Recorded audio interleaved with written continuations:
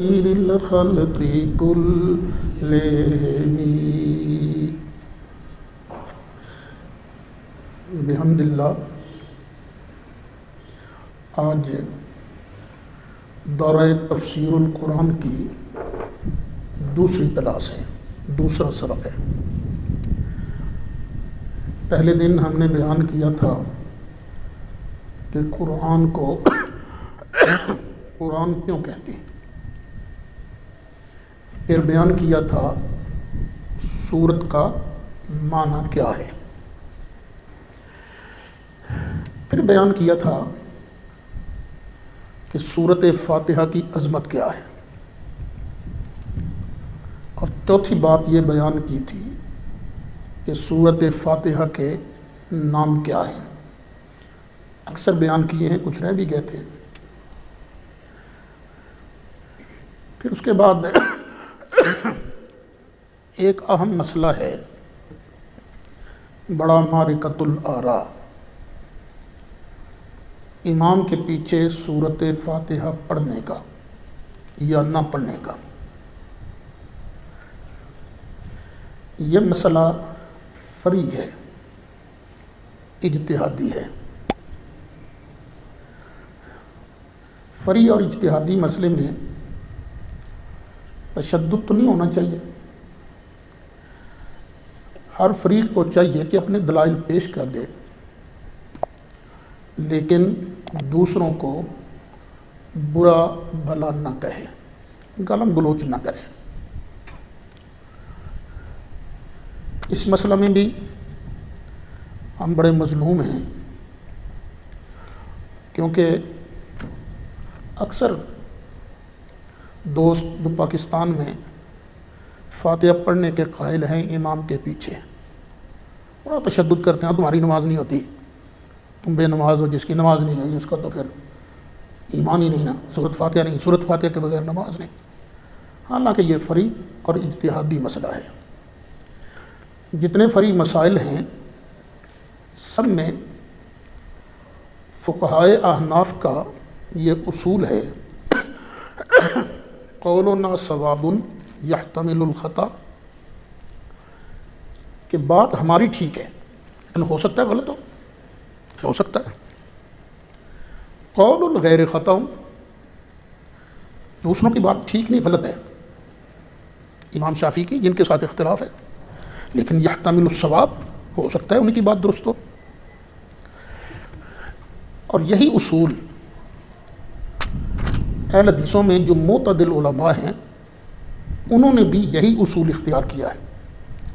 یا توضیح الکلام دیجئے، اول بھی دے دیجئے، دوم بھی دے دیجئے۔ یہ ہمارے فیصل آباد کے ہی ایک اہل حدیث عالم ہیں جن کا نام ہے علامہ ارشاد الحق عصری۔ یہ جمعیت اہل حدیث کی طرف سے اسلامی نظریاتی کونسل کے ممبر بھی بنتے ہیں۔ بڑا ان کا اہل حدیثوں کے ہاں مقام ہے، فیصل آباد میں ہی ہوتے ہیں یہ، لیکن کبھی ان کے بارے کو تلخ بات سننے میں نہیں آئی۔ ٹھیک ہے، اپنا موقف رکھتے ہیں، اپنی بات دلیل سے کرتے ہیں، غلط ہے صحیح ہے، لیکن بات وہ اپنی دلیل سے کرنے کی کوشش کرتے ہیں۔ دوسری جلد بھی دیجیے۔ یہ 2 جلدوں میں میرے سامنے ان کی کتاب ہے جس کا نام ہے توضیح الکلام، یہ دیکھ لیجیے، یہ پہلی جلد ہے اور یہ دوسری جلد ہے، تقریباً 1200 صفحے پر مشتمل یہ کتاب ہے۔ اور ثابت انہوں نے کیا کرنے کی کوشش کی ہے، فاتحہ کے بغیر نماز نہیں ہوتی، فاتحہ کے بغیر یہ حدیث یہ حدیث یہ حدیث یہ حدیث یہ حدیث۔ مرکزی نقطہ یہی ہے کہ امام کے پیچھے فاتحہ نہ پڑھو تو نماز نہیں ہوتی، لیکن نچوڑ شروع میں لگ گئے، وہ نچوڑ سن لیجیے۔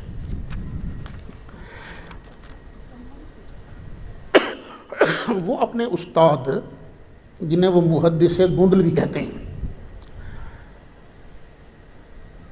ان کی بات نقل کرتے ہوئے لکھتے ہیں، اصل میں یہ کتاب ایک دیوبندی عالم نے کتاب لکھی تھی اسی فاتحہ کے مسئلے پر، ان کا گلہ کر رہے ہیں۔ انہوں نے یہ بھی کہا، نفرت پھیلانے کی کوشش کی،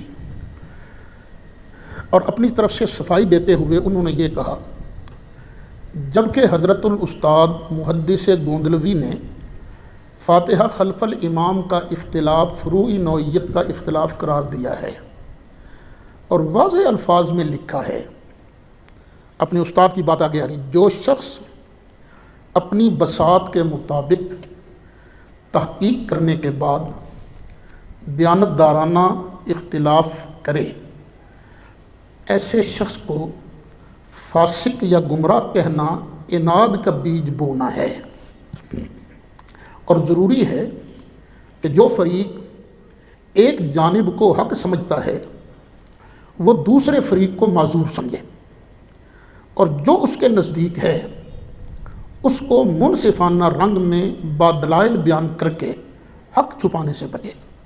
یہ انہوں نے اپنے استاد کی کتاب خیر الکلام صفحہ 14 اور 15 کا خلاصہ بیان کیا ہے۔ پھر آگے اپنے استاد کی ایک اور بات بیان کر نیز فرماتے ہیں کہ ہمارا تو یہ مسلک ہے کہ فاتحہ خلف الامام کا مسئلہ فروعی اختلافی ہونے کی بنا پر اجتہادی ہے، پس جو شخص حتی الامکان تحقیق کرے اور یہ سمجھے کہ فاتحہ فرض نہیں، خواہ نماز جہری ہو یا سری، اپنی تحقیق پر عمل کر لے تو اس کی نماز باطل نہیں ہوتی۔ یہ کتاب ہے توضیح الکلام فی وجوب القراءۃ خلف الامام۔ ثابت کیا کرنا ہے انہوں نے کہ امام کے پیچھے فاتحہ پڑھنا ضروری ہے، لیکن پہلے خلاصہ کیا بیان کر دیا، جو نہ پڑھے اس کی نماز باطل نہیں ہوتی۔ بس ٹھیک ہے، آپ نے اپنے دلائل دے دیے، اب ہمارے دلائل بھی سن لیجیے، ہمارے پاس کیا دلائل ہے۔ بڑی حیرانی کی بات ہے، یہ ہمارے ساتھی بڑے زور شور سے ہماری نمازوں کو باطل بھی کہتے ہیں، اور ایک ہی سانس میں پھر ہمیں مشرک بھی کہتے ہیں، تم لوگ مشرک ہو، بدعتی ہو۔ یہ 11 اپریل سن 1994 میں سانگلہ ہل میں اسی عنوان پر میرا ایک مناظرہ ہوا تھا۔ اہل حدیث حضرات کی جو کریم تھی وہ وہاں موجود تھی۔ مناظرہ کے لیے وہ بڑے کچھ لوگ تھے، بڑے اچھل رہے تھے، میرے پاس آئے تو میں نے انہیں کہا بھئی ہمارا تمہارا اس مسئلے پر مناظرہ نہیں بنتا، اس لیے کہ تم ہمیں مشرک کہتے ہو۔ مشرک اگر نماز صحیح پڑھ بھی لے گا تو اس کی کون سی نماز قبول ہو جانی ہے؟ آپ کو چاہیے پہلے ہمارا شرک نکالو پھر ہماری نماز درست کراؤ۔ دیکھو اب ہندو ہیں وہ شرک کرتے ہیں، ہم ان سے نہیں کہہ سکتے تم نماز ٹھیک پڑھا کرو، وہ پڑھے نہ پڑھیں برابر ہے۔ جب میں نے انہیں یہ کہا تو وہ بڑے چمکے، وہ جی سانو پتہ ہے سنیا کو حدیث تے ہے کوئی نہیں، اسی 300 حدیثاں پڑھا گے۔ میں کہ سن لیں گے 300 حدیثاں بھی، پر پہلے سن مسلمان تے منو۔ انہوں نے لکھ کر دیا کہ مولانا احمد رضا خان کے ماننے والے ہیں تو مسلمان، لیکن ان کی نماز حدیث کے مطابق نہیں ہے۔ پھر مناظرہ شروع ہوا تھا، وہ مناظرہ بھی ریکارڈ پر موجود ہے، یوٹیوب پر آپ دیکھ سکتے ہیں۔ اب چند باتیں ہماری بھی سن لیجئے، ہمارے دلائل کو بھی ذہن نشین کر لیجئے۔ مسلمان کے لیے سب سے بڑی دلیل ہے اللہ کا قرآن۔ سب سے پہلے ہم دیکھیں گے کیا قرآن اس مسئلہ میں ہماری رہنمائی کرتا ہے یا نہیں۔ تو الحمدللہ ہمارے پاس قرآن حکیم موجود ہے اس مسئلے میں۔ اللہ تعالیٰ ارشاد فرماتا ہے، سورۃ اعراف ہے، اذا قرئ القرآن فاستمعوا له وانصتوا لعلکم ترحمون۔ جب قرآن پڑھا جائے تو تم کیا کرو؟ کان لگا کر سنو اور خاموش رہو تاکہ رحم کیا جائے، تم پر رحم کیا جائے۔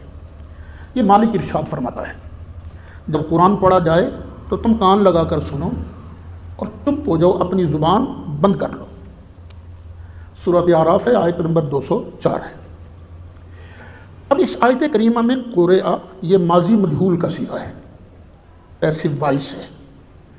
جب قرآن پڑھا جائے تو کس کے قرآن پڑھنے پر ہم نے کان لگانے ہیں اور چپ رہنا ہے؟ تو ہم نے اس مسئلے میں احادیث مبارکہ کی طرف رجوع کیا کہ جب قرآن پڑھا جائے تو ہمیں حکم کیا ہے؟ ہم نے خاموش رہنا ہے۔ نسائی شریف دیجیے بھائی، یہ نسائی شریف ہے، سیاستہ کی بڑی ناز کتاب ہے۔ امام نسائی رحمۃ اللہ علیہ نے اسی آیت کی تفسیر کے لیے پورا باب باندھا ہے۔ تعویل قولہ عز وجل وَإِذَا قُرِئَ الْقُرْآنُ فَاسْتَمِعُوا لَهُ وَأَنصِتُوا لَعَلَّكُمْ تُرْحَمُونَ۔ اس آیت کی تفسیر میں انہوں نے 3 حدیثیں بیان کی ہیں۔ 3 پہلی حدیث ہے عن ابی ہریرہ رضی اللہ عنہ قال قال رسول اللہ صلی اللہ علیہ وسلم انما جعل الامام لیؤتم بہ۔ سرکار ابو ہریرہ رضی اللہ عنہ ارشاد فرماتے ہیں کہ رسول اکرم صلی اللہ علیہ وسلم نے ارشاد فرمایا، امام بنایا ہی اسی لیے جاتا ہے کہ تم اس کی اقتداء کرو، اس کی اتباع کرو۔ فَإِذَا كَبَّرَ فَكَبِّرُوا، پھر جب امام اللہ اکبر کہے، تکبیر کہے، تم بھی پیچھے اللہ اکبر کہو۔ وَإِذَا قَرَأَ فَانصِتُوا، اور جب امام قرآن پڑھنا شروع کرے تو تم چپ کر جاؤ۔ یہ نبی کریم علیہ الصلاۃ والسلام امام اور مقتدی کی ڈیوٹی بیان کر رہے ہیں۔ امام کی ڈیوٹی ہے قرآن پڑھنا اور مقتدی کی ڈیوٹی کیا ہے؟ خاموش رہنا، اس کو سننا۔ وَإِذَا قَرَأَ فَانصِتُوا، یہ حدیث ہے نبی کریم علیہ السلام کا ارشاد ہے۔ امام نسائی نے یہ پہلے نمبر پر حدیث کوٹ کی ہے، اور اس حدیث کے متعلق یہ مشہور غیر مقلد محدث ناصر الدین البانی نے اس کو کہا ہے کہ صحیح، یہ حدیث صحیح ہے، ضعیف نہیں، صحیح حدیث ہے۔ اور بیان کہاں ہو رہی ہے؟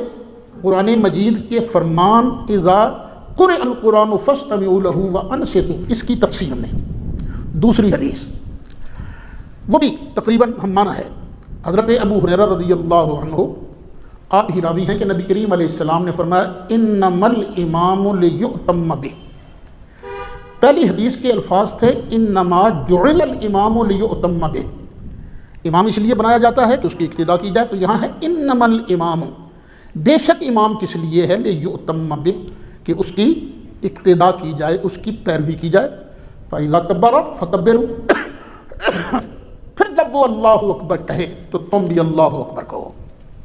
وَإِذَا قَرَأَ فَانصِتُوا، اور جب امام قرآن پڑھنے لگے تو تم چپ کر جاؤ۔ 2 حدیثیں۔ پھر آگے انہوں نے ایک نیا باب قائم کیا ہے امام نسائی نے، نیا باب۔ وہ باب کیا ہے؟ اکتفاء المأموم بقراءۃ الامام، مقتدی کا امام کی قراءت پر اکتفا کرنا۔ امام نے پڑھ لیا، بس ہماری طرف سے بھی ہو گیا۔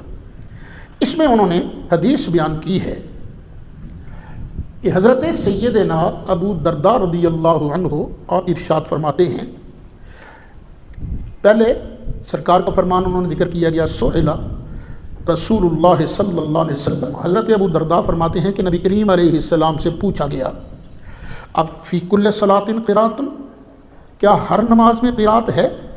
یہ پوچھا گیا سرکار سے۔ قال نعم، تو سرکار نے فرمایا ہاں۔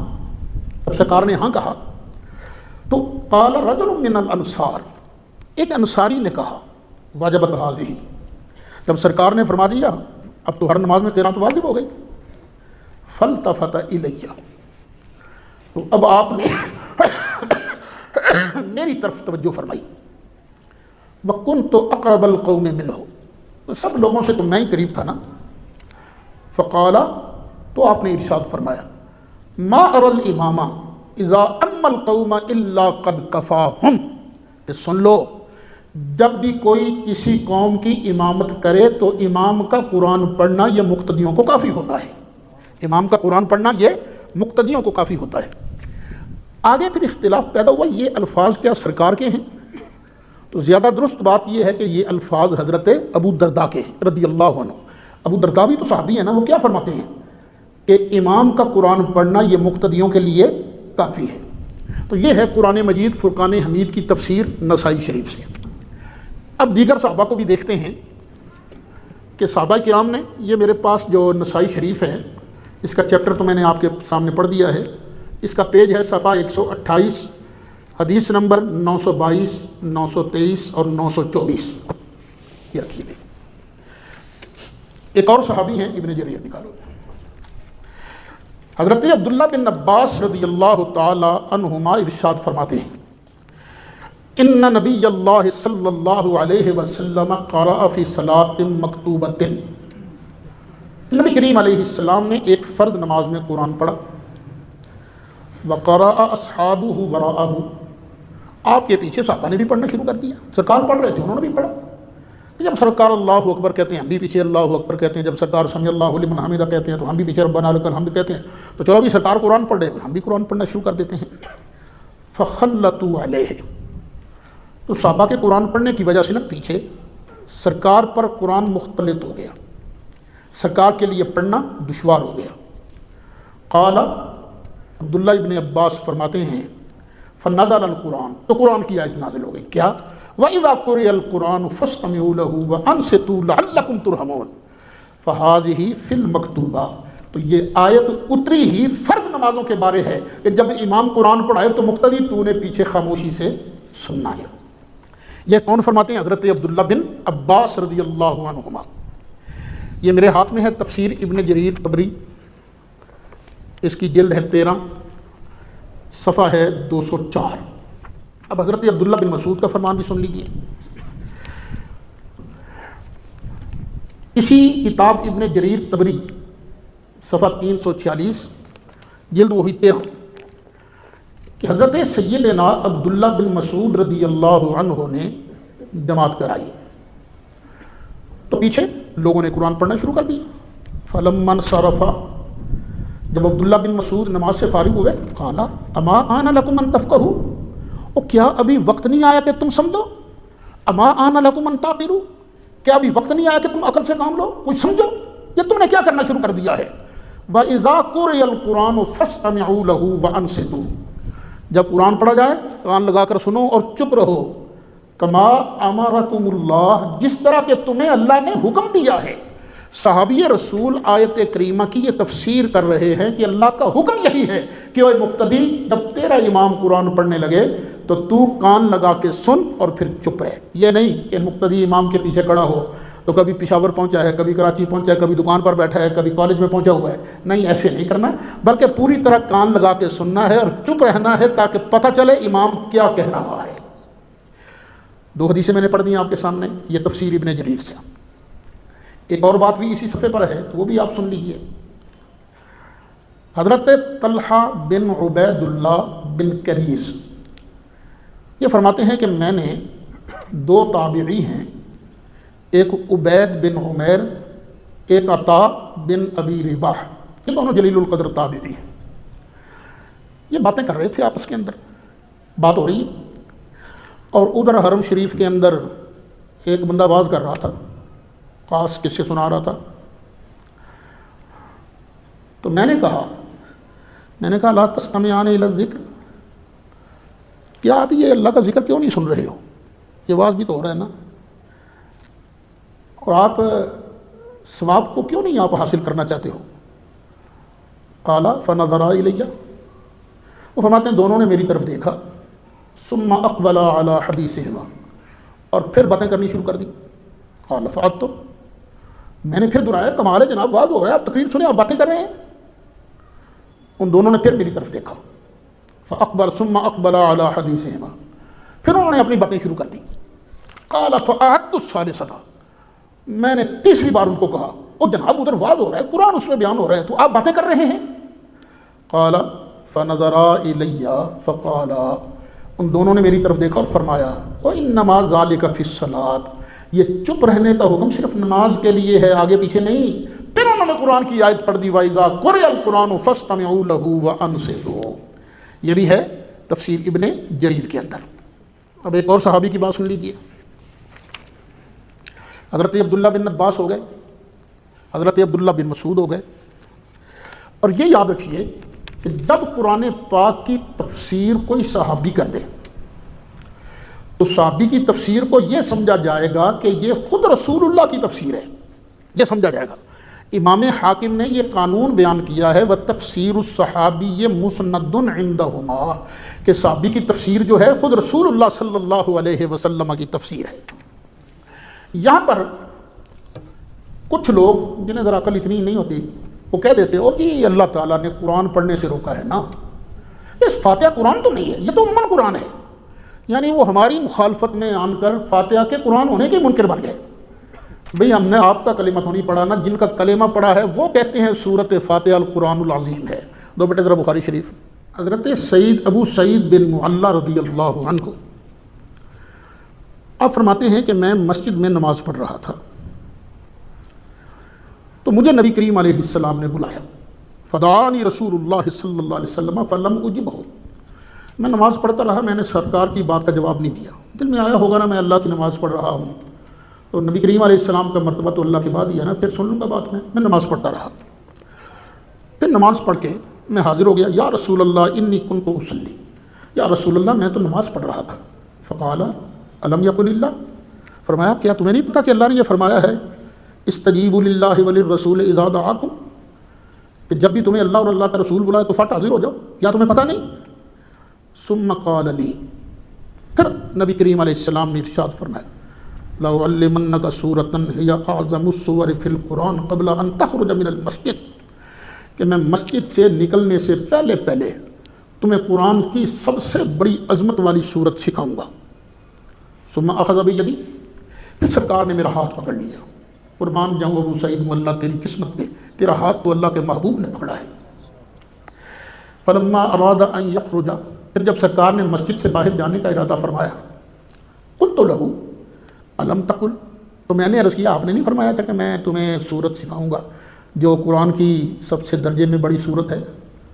تو سرکار نے فرمایا سن لو الحمدللہ رب العالمین، یہ جو الحمدللہ رب العالمین ہے نا، یہ سبع المثانی، یہی سبع مثانی ہے، والقرآن العظیم، اور یہی قرآن عظیم ہے، الذی اوتیتہ، جو اللہ نے مجھے دیا ہے۔ تو فاتحہ کو یہ کہنا، یہ نہ کبھی کہیے کہ فاتحہ کون سا قرآن ہے، یہ تو ام القرآن ہے، سب سرکار فرماتے ہیں ہی القرآن العظیم، تو بھئی جاہلوں کی بات پھر کون سنتا ہے، ہم نے تو کلمہ جس کا پڑھا ہے اسی کی بات مانتے ہیں۔ پھر دیکھیے اسی آیت پر ہم گفتگو ختم کرتے ہیں، پھر اگلی دلیل کی طرف جائیں گے۔ پاکستان کے اہل حدیثوں، سلفیوں، سعودی عرب کے نجدیوں کے ایک متفق علیہ امام ہیں حافظ ابن تیمیہ، یہ ان کا فتاویٰ ہے میرے سامنے، فتاویٰ ابن تیمیہ، جلد 22 ہے اور صفحہ ہے اس کا 295۔ وہ کہتے ہیں وہ قول الجمہور هو الصحیح، جمہور ہی کا فرمان درست ہے۔ حافظ ابن تیمیہ کہتے ہیں کیوں؟ فإن اللہ سبحانہ قال، اس لیے کہ اللہ تعالیٰ نے فرمایا ہے وَإِذَا قُرِئَ الْقُرْآنُ فَاسْتَمِعُوا لَهُ وَأَنصِتُوا لَعَلَّكُمْ تُرْحَمُونَ، جب قرآن پڑھا جائے تو کان لگا کر سنو اور چپ رہو تاکہ تم پر رحم کیا جائے۔ قال احمد، امام احمد بن حنبل نے فرمایا اجمع الناس علی انہا نزلت فی الصلاۃ، اس بات پر محدثین کا، مفسرین کا اجماع ہے، لوگوں نے اجماع کیا ہے کہ یہ آیت نزلت فی الصلاۃ، نماز کے متعلق نازل ہوئی ہے۔ آیت میں اللہ نے حکم دیا ہے مقتدیوں کو، اے مقتدیوں جب تمہارا امام قرآن پڑھے تو تم نے کیا کرنا ہے؟ کان لگا کر سننا ہے اور چپ رہنا ہے۔ پھر آگے حافظ ابن تیمیہ ہی آگے لکھتے ہیں وقد ثابت فی الصحیح، اور صحیح کے اندر بھی یہ ثابت ہے، من حدیث ابی موسیٰ، حضرت ابو موسیٰ اشعری رضی اللہ عنہ کی حدیث ہے، ان النبی صلی اللہ علیہ وسلم، نبی کریم علیہ السلام سے ابو موسیٰ اشعری نقل کرتے ہیں۔ پہلی حدیث تھی حضرت ابو ہریرہ سے، اب ہے حضرت ابو موسیٰ اشعری سے، اور حدیث بالکل صحیح ہے۔ قال، نبی کریم علیہ السلام نے فرمایا انما جعل الامام لیؤتم بہ، امام اس لیے بنایا جاتا ہے کہ اس کی اقتداء کیجیے۔ فاذا کبر فکبروا، جب امام اللہ اکبر کہے تم بھی پیچھے اللہ اکبر کہو۔ واذا قرأ فانصتوا، اور جب امام قرآن پڑھنے لگے تم نے کیا کرنا ہے؟ چپ کرنا ہے۔ واذا کبر ورکع فکبروا وارکعوا، اور جب امام اللہ اکبر کہے اور رکوع میں جائے تو تم بھی اللہ اکبر کہو اور رکوع میں چلے جاؤ۔ رکوع جاتے ہوئے بھی تو امام اللہ اکبر کہتا ہے نا، تو تم بھی چلے جاؤ۔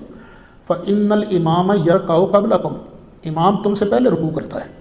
وَيَرْفَعُ قَبْلَكُمْ، اور تم سے پہلے سر اٹھاتا ہے۔ یہ نبی کریم علیہ السلام کا ارشاد گرامی۔ یہ کون نقل کر رہا ہے؟ یہ ابن تیمیہ۔ صرف ابن تیمیہ کی بات نہیں، ابن تیمیہ نے بھی نبی پاک علیہ السلام کا سچا فرمان نقل کیا ہے۔ دینا بیٹا ذرا مسلم شریف جلد 1 صفحہ 174۔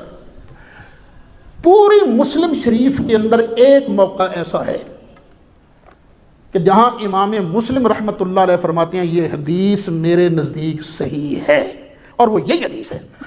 فقال له ابو بکر، امام مسلم سے امام ابو بکر نے کہا فحدیث ابی ہریرہ، ابو ہریرہ والی حدیث کے بارے کیا خیال ہے آپ کا؟ فقال هو صحیح، امام مسلم نے فرمایا یہ صحیح ہے، یعنی وَإِذَا قَرَأَ فَانْصِتُوا فَقَالَ هُوَ عِنْدِي صَحِيحٌ، کہ یہ جو سرکار کا ارشاد ہے نا جب امام قرآن پڑھے تو تم چپ کر جاؤ، یہ میرے نزدیک صحیح حدیث ہے۔ تو ہمارے پاس اللہ کا قرآن بھی ہے اور اس کی تفسیر بھی ہے۔ یہ تو ایک چیپٹر ہم نے مکمل کیا ہے، اس پر اور بھی بہت کچھ کہا جا سکتا تھا، لیکن میرا خیال ہے جو حضرات یہ کہتے ہیں نا کہ اہل سنت کے پاس علم کوئی نہیں ہے، وہ ان کو تسلی ہوگی کہ نہیں بھی اہل سنت کے پاس الحمدللہ قرآن شریف بھی ہے اور نبی کریم علیہ السلام کے فرامین بھی موجود ہیں۔ میں ایک طرف آپ کی توجہ اور مبذول کرانا چاہتا ہوں۔ ہمارے دوستوں کا دعویٰ یہ ہے کہ امام کے پیچھے سورۃ فاتحہ پڑھنی فرض ہے، نہیں پڑھو گے تو نماز نہیں ہوگی، نماز باطل ہے، ان کا دعویٰ یہ ہے۔ ہمارا دعویٰ کیا ہے کہ امام کے پیچھے ہمیں پڑھنے کی ضرورت نہیں، امام کا قرآن پڑھنا مقتدی کا ہی قرآن پڑھنا سمجھا جائے گا، امام کی قرات مقتدی ہی کی قرات ہے۔ اب ایک سادہ سی بات ہے، امام کرا رہا ہے جماعت، آپ آئے پیچھے سے، آپ آئے تو امام اللہ اکبر کہہ کے رکوع میں چلا گیا، آپ بھی پیچھے رکوع میں چلے گئے، آپ کو پیچھے فاتحہ پڑھنے کا موقع ہی نہیں ملا، آپ ہو سنی ہو وہابی ہو کوئی ہو، اس نے سورۃ فاتحہ تو پڑھی نہیں، رکوع کے اندر شامل ہو گیا۔ اب بتاؤ اس کی رکعت ہوئی کہ نہیں ہوئی؟ اگر رکعت نہیں ہوئی تو دلیل، اگر ہو گئی تو فاتحہ کے بغیر رکعت کیسے ہو گئی؟ اگر فاتحہ کے بغیر رکوع میں ملنے والے کی رکعت مکمل ہے اور ہے تو پتہ چلا امام کے پیچھے فاتحہ پڑھنی فرض نہیں۔ میں نے سانگلہ ہل کے مظاہرہ میں اس بات پر بھی گفتگو کی تھی، چند باتیں آپ بھی سن لیجئے، روال غلیل دیجئے ذرا۔ وہ جو ہے نا ناصر الدین البانی صاحب، ان کی یہ کتاب ہے ارواء الغلیل، یہ انہوں نے ایک کتاب ہے منار السبیل، اس کی احادیث کی تخریج کی اور بحث بھی کی ہے۔ اس مسئلے پر بھی انہوں نے 7 صفحات میں 260 سے لے کر 266 صفحے تک گفتگو کی ہے، اور یہ ثابت کیا ہے کہ مدرک کے رکوع مدرک رکعت ہے، جس نے رکوع پا لیا اس نے رکعت کو پا لیا۔ اور اس میں انہوں نے دلائل دیے ہیں، چند آپ ہی سن لیجیے۔ پہلی دلیل، حضرت عبداللہ بن مسعود فرماتے ہیں رضی اللہ عنہ، جس نے امام کو حالت رکوع میں نہ پایا اس نے وہ رکعت نہ پائی۔ جو بندہ آیا رکوع میں بھی نہیں ملا تو اس کی رکعت نہیں ہوئی، تو جو رکوع میں مل گیا اس کی رکعت ہو گئی۔ اور پھر آگے البانی صاحب کہتے ہیں اس روایت کو بہقی نے 2 سندوں سے ابو الاحوص سے روایت کیا ہے، اور میں کہتا ہوں کہ یہ سند صحیح ہے۔ ایک دوسری دلیل، ابن ابی شیبہ نے مصنف میں، طحاوی طبرانی اور بہقی نے زید بن وہب سے روایت کیا ہے۔ وہ فرماتے ہیں کہ میں حضرت عبداللہ بن مسعود کے ساتھ ان کے گھر سے مسجد کو چلا۔ کون کہتے ہیں؟ زید بن وہب۔ جب ہم مسجد کے درمیان میں پہنچے تو امام نے رکوع کر لیا، حضرت عبداللہ بن مسعود نے تکبیر کہی اور پھر رکوع میں چلے گئے، میں بھی ان کے ساتھ ہی رکوع میں چلا گیا، صف میں نہیں پہنچے، پیچھے ہی رکوع کر لیا، اور رکوع کی حالت میں ہی چلتے ہوئے صف تک پہنچے، یہاں تک کہ قوم نے اپنے سروں کو اٹھا لیا، انہوں نے رکوع ختم کر لیا، ہم نے بھی پیچھے رکوع ختم کر لیا۔ زید بن وہب کہتے ہیں جب امام نے نماز ختم کی تو میرے دل میں کیا تھا کہ میری تو رکعت ہی نہیں ہوئی، تو میں کھڑا ہو گیا۔ جب میں کھڑا ہو گیا تو حضرت عبداللہ بن مسعود نے میرا ہاتھ پکڑ لیا اور مجھے بٹھا دیا، تو فرمایا تیری رکعت ہو گئی، تو نے رکعت کو پا لیا ہے۔ یہ مدرک رکوع مدرک رکعت ہے، یہ فتویٰ کون دے رہا ہے؟ حضرت عبداللہ بن مسعود رضی اللہ تعالیٰ عنہ۔ البانی صاحب اس حدیث کو بھی نقل کر کے پھر آگے لکھتے ہیں میں کہتا ہوں اس کی سند صحیح ہے۔ طبرانی میں اس کی ایک اور سند بھی ہے۔ تیسری حدیث بھی سن لیجیے، حضرت عبداللہ بن عمر رضی اللہ عنہما ارشاد فرماتے ہیں جب تو آئے امام ہو رکوع میں تو امام کے سر اٹھانے سے پہلے اگر تو نے اپنے گھٹنوں پر ہاتھ رکھ لیے تو تو نے رکعت کو پا لیا، تیری رکعت ہو گئی۔ البانی صاحب کہتے ہیں اس روایت کو ابن ابی شیبہ نے ابن جریج عن نافع کے طریق سے روایت کیا ہے، اور اسی طریق سے بہقی نے بھی روایت کیا ہے، مگر بہقی نے ابن جریج کے ساتھ مالک کو بھی ملایا ہے، یعنی مالک بھی روایت کرتے ہیں اور ابن جریج بھی روایت کرتے ہیں۔ اس کے الفاظ یہ ہیں جس نے امام کو حالت رکوع میں پایا پھر امام کے سر اٹھانے سے پہلے اس نے رکوع کر لیا تو اس نے بے شک اس رکعت کو پا لیا۔ البانی صاحب کہتے ہیں میں کہتا ہوں اس کی سند صحیح ہے۔ لیجئے 3 صحابہ کا فتویٰ ہم نے پیش کر دیا کہ جو رکوع کے اندر امام سے مل جاتا ہے اس کی رکعت ہو جاتی ہے۔ رکوع کے اندر ملنے والا اس نے فاتحہ تو پڑھی نہیں، تو کہاں فاتحہ پڑھے گا؟ رکوع کے اندر پڑھے گا؟ نہیں، فاتحہ کی جگہ ہے قیام۔ جب اس نے فاتحہ نہیں پڑھی تو اس کی رکعت ہوئی کیسے اس کی رکعت ہوئی؟ تو اس بات سے بھی پتہ چلا کہ امام کے پیچھے فاتحہ نہیں پڑھیں گے، فاتحہ پڑھنا ضروری نہیں۔ اب چند احادیث مبارکہ اور سن لیجیے۔ حضرت سیدنا امام حسن بصری رضی اللہ عنہ آپ ارشاد فرماتے ہیں کہ ایک صحابی ہیں حضرت ابو بکرہ، ایک ہیں حضرت ابو بکر اور ایک ہیں حضرت ابو بکرہ رضی اللہ عنہ کہ نبی کریم علیہ السلام امامت کر رہے تھے۔ نبی کریم علیہ السلام رکوع میں تک چلے گئے۔ حضرت ابو بکرہ رضی اللہ عنہ کچھ لیٹ ہو گئے تھے۔ انہوں نے جب دیکھا نا کہ سرکار رکوع میں چلے گئے تو پیچھے ہی مسجد کے سین میں انہوں نے بھی وہی رکوع کیا، اور رکوع کے بعد چلتے چلتے صف کے اندر آ ملے، اور صف میں داخل ہونے سے پہلے رکوع کیا، پھر چلتے ہوئے صف میں آ گئے۔ نبی کریم علیہ السلام کی بارگاہ بے کس پناہ میں عرض کیا گیا آقا آج ابو بکرہ نے اس طرح کیا ہے، تو نبی کریم علیہ السلام نے فرمایا زادک اللہ حرصا، اللہ تیری اس جماعت کی لالچ کی حرص کو اور زیادہ کرے۔ بندے کے دل کے اندر یہ ہونا چاہیے کہ میں نے باجماعت نماز پڑھنی ہے، اللہ تعالیٰ تیری حرص کو اور زیادہ کرے، لیکن ایسے نہ کرنا، دوبارہ ایسے نہ کرنا۔ اب اگر ان کی نماز رکعت نہ ہوئی ہوتی تو سرکار فرماتے ہو تیری رکعت نہیں ہوئی، چل دوبارہ نماز پڑھ، کیونکہ تو نے فاتحہ نہیں پڑھی۔ یہ بخاری شریف کی حدیث ہے۔ تو بخاری سے بھی پتہ چلا کہ سورت فاتحہ کے بغیر بندے کی رکعت ہو جاتی ہے، بشرطے کہ رکوع کے اندر مل گیا ہو۔ اب آگے سنیے، یہ نسائی شریف بیٹے پھر لو مجھے۔ حضرت سیدنا ابو ہریرہ رضی اللہ عنہ آپ ارشاد فرماتے ہیں کہ اللہ کے رسول علیہ السلام ایک جہری نماز سے فارغ ہوئے۔ کون سی نماز سے؟ جہری نماز سے۔ ان رسول اللہ صلی اللہ علیہ وسلم انصرف من صلاۃ جہر فیہا بالقراءۃ فقال هل قرأ معي احد منکم آنفا، تو سرکار نے پوچھا ہے میرے پیچھے ابھی کسی نے پڑھا تھا؟ قال رجل، ایک آدمی بولا نعم یا رسول اللہ، ہاں یا رسول اللہ میں نے پڑھا تھا۔ تو نبی کریم علیہ السلام نے فرمایا انی اقول ما لی انازع القرآن، میں بھی کہا تھا میرے ساتھ قرآن میں منازعت کیوں کی جا رہی ہے۔ منازعت کا معنی کیا ہے؟ کسی کے حق کو چھیننے کی کوشش کرنا، یہ ہے منازعت۔ نبی کریم علیہ السلام نے اللہ فرماتے ہیں کہ اللہ ارشاد فرماتا ہے کہ الکبر ردائی، یہ اپنے آپ کو بڑا ظاہر کرنا یہ میری شان ہے۔ تو جس نے میرے ساتھ اس مسئلے میں منازعت کی، کیا مطلب؟ حق میرا ہے، استعمال خود کیا، اس نے تکبر کیا، سرکار فرماتے ہیں اللہ فرماتا ہے میں اس کو جہنم کے اندر داخل کروں گا۔ پتہ چلا منازعت کا معنی کیا ہے؟ حق کسی کا استعمال خود کرنے کی کوشش کرنا۔ سرکار فرماتے ہیں میں بھی کہوں میرے ساتھ قرآن میں منازعت کیوں کی جا رہی ہے؟ کیونکہ قرآن پڑھنا حق میرا ہے، یہ پیچھے مقتدی کیوں استعمال کر رہے ہیں؟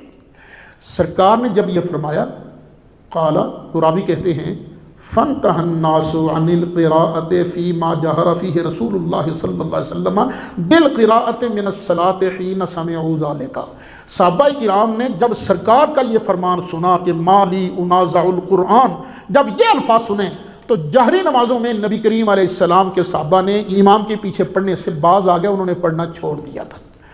اس لیے امام نسائی نے جو چیپٹر باندھا ہے، باب قائم کیا ہے، اس کا نام بھی رکھا ہے ترک القراءۃ خلف الامام فیما جہر بہ، امام کے پیچھے جہری نمازوں میں قراءت کو چھوڑنا۔ چھوڑی وہی چیز جاتی ہے جو پہلے کی جاتی ہو۔ پتہ چلا پہلے لوگ پڑھتے تھے، پھر بعد میں انہوں نے جب سے سرکار سے سنا تو جہری نمازوں کے اندر انہوں نے امام کے پیچھے پڑھنا چھوڑ دیا۔ یہ ہے نسائی شریف 128 اور حدیث نمبر ہے 920. چیپٹر میں سنا دیا، میں نے سنا دیا ترک القراءۃ خلف الامام فیما جہر بہ. اچھا، یہاں سے معلوم ہوا کہ پہلے جہری نمازوں میں امام کے پیچھے پڑھنا ترک کیا گیا تھا، اور جہری نمازوں میں فاتحہ نہ پڑھنا اس کے دلائل زیادہ ہیں، دلائل اس کے زیادہ ہیں. بعد میں سری نمازوں کے اندر بھی، یعنی ظہر اور عصر کے اندر بھی امام کے پیچھے قرآن پڑھنا چھوڑ دیا گیا تھا. پہلے جاری نمازوں میں اس کے دلائل زیادہ ہیں، بعد میں سری نمازوں کے اندر بھی. مشہور صحابی رسول ہے حضرت جابر بن عبداللہ انصاری رضی اللہ عنہ. ان سے ان کے شاگرد حضرت عبید اللہ نے پوچھا اتقرأ خلف الامام فی الظہر والعصر شیئا، آپ امام کے پیچھے ظہر اور عصر میں کچھ پڑھتے ہیں؟ فقال لا، انہوں نے فرمایا نہیں، میں نہیں پڑھتا. پتہ چلا پہلے جہری نمازوں کے اندر امام کے پیچھے پڑھنا بند ہوا، پھر سری نمازوں کے اندر بھی بند ہو گیا تھا. یہ حدیث ہے مصنف عبد الرزاق کے اندر، جلد 2 ہے، صفحہ 141 ہے، حدیث نمبر 2819 ہے. اسی مصنف عبد الرزاق جلد 2 صفحہ 136 پر حدیث نمبر ہے 2797.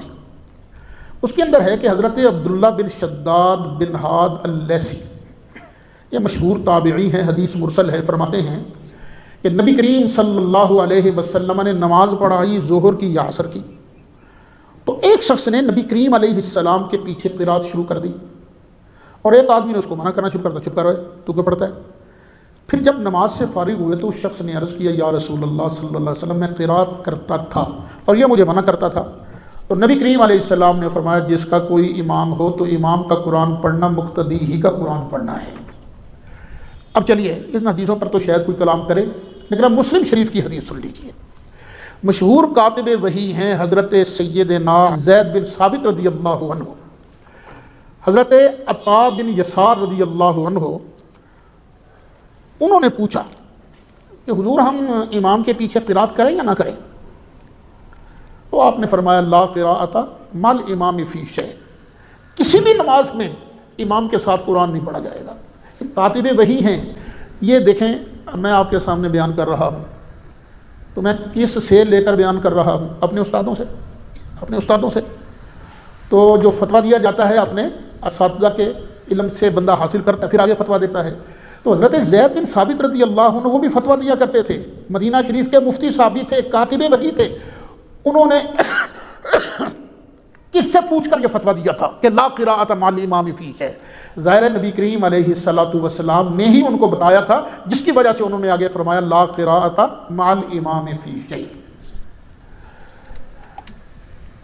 میرا خیال ہے ہمارے اتنے دلائل کافی ہیں. اب چلیے اگلے حصے کی طرف کہ مخالفین بھی تو کچھ پڑھتے ہیں نا. کتنی دیر ہو گئی؟ 51 منٹ. چلیں پھر مخالفین کے جو دلائل ہیں نا ان پر گفتگو کل کر لیں گے انشاءاللہ. مولا یصلی